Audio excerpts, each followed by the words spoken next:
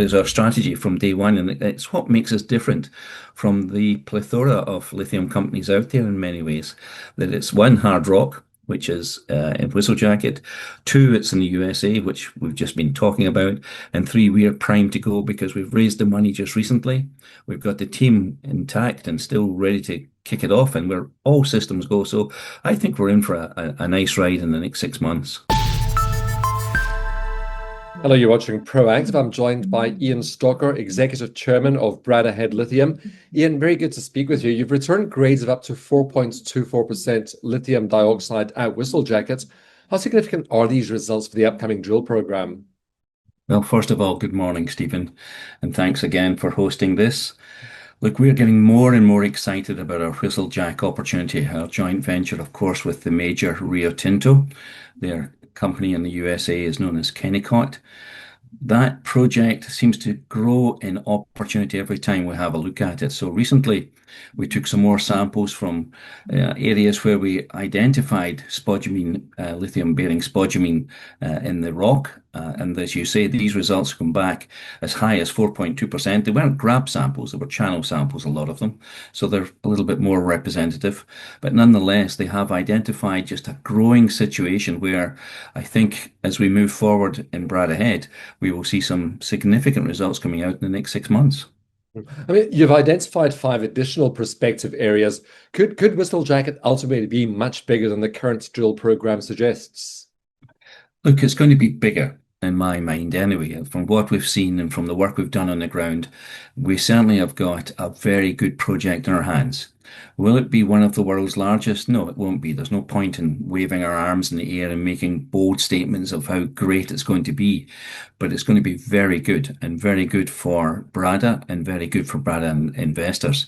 And I say that because the information that we're getting, including these 5 additional locations that you've just talked about there, Stephen, the information that we're gathering from the samples we've taken, from the interrogation of the results we've done, from the comparison of the results that we've got in San Domingo compared to there.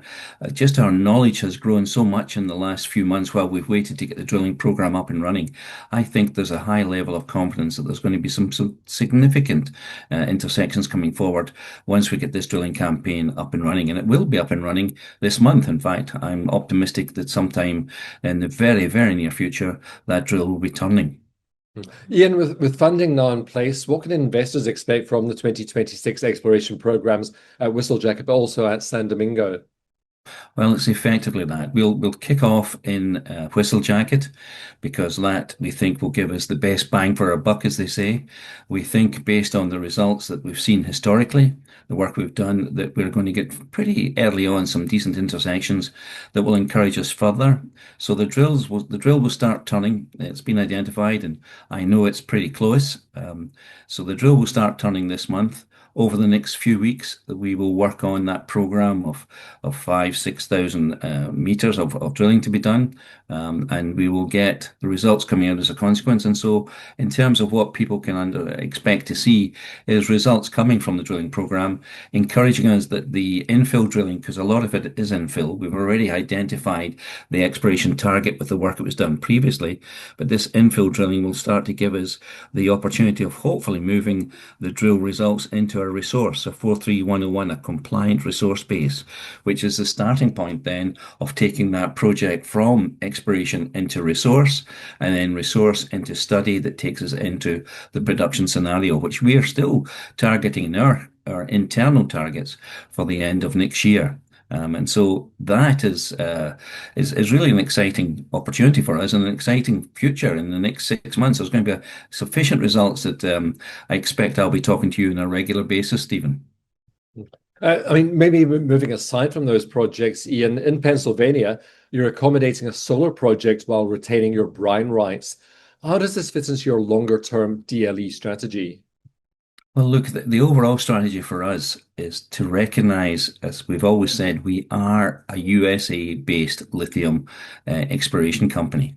And those three letters, USA, are very important because more and more you're seeing the government of the USA pushing out the demand for critical minerals, critical metals, in fact, from suppliers like us that will feed into a whole chain of production demands that are required by the USA for strategic reasons. And so the brine situation over in Pennsylvania, for us, it was an opportunity again of getting involved with a USA company, showing that we're part of that fabric, showing that we're working together with USA companies to be part of the USA story. Of course, the brine situation is for us the second, if you like, of our targets after we get the hard rock pegmatites done in Whistlejacket. But the fact that the solar company that we're dealing with is a green company.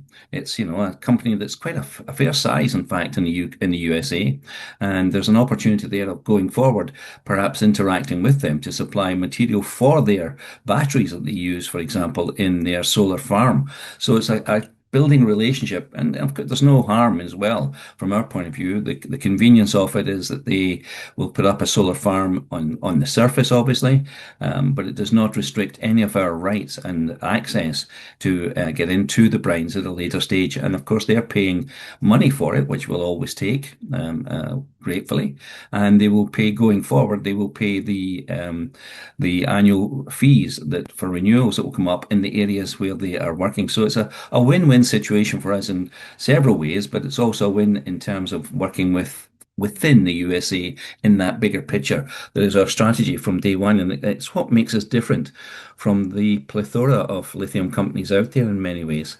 That it's one, hard rock, which is in Whistlejacket. Two, it's in the USA, which we've just been talking about.